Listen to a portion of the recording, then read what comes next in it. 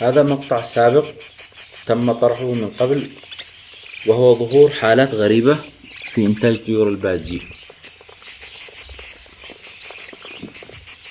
كما تلاحظون هذه الفراخ بدون ريش.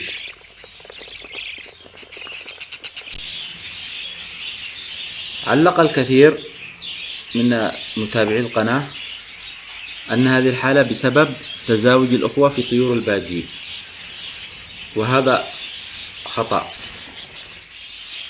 لأن تزاوج الأخوة لا يسبب هذه الحالة. وهذه الحالة هي عبارة عن نتف الريش في طيور البادجي، وهي ما تسمى بالتمليح. التمليح هو عبارة عن نقص الأملاح في جسم الطائر.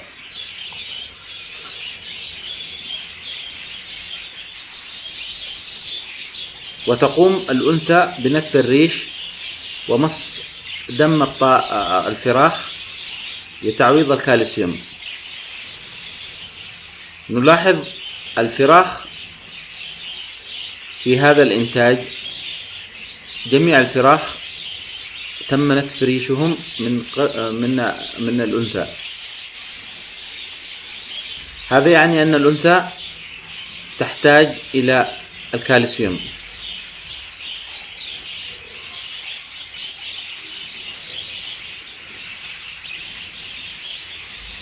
نلاحظ جميع الفراخ، نلاحظ ظهور الدم في جسم الفرخ، وهذا يعني أن الأنثى تحاول امتصاص الدم من جسم الفرخ حتى تعوض الكالسيوم.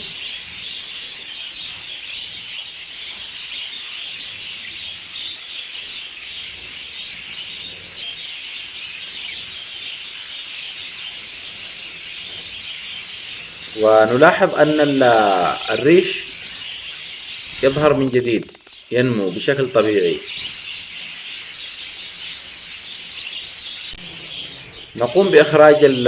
بعد أن نقوم بإخراج أو عزل الفراخ عن الأم والأب،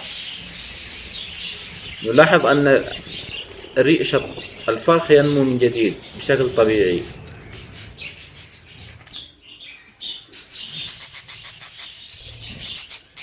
نلاحظ أن الريش ينمو. وأفضل علاج لحل هذه المشكلة هو وضع عظم الحبار للطيور بكثرة وبشكل مستمر. يجب أن يكون عظم الحبار متواجد بشكل مستمر مع الطيور. وأيضا يمكن أن نضيف ملح الطعام.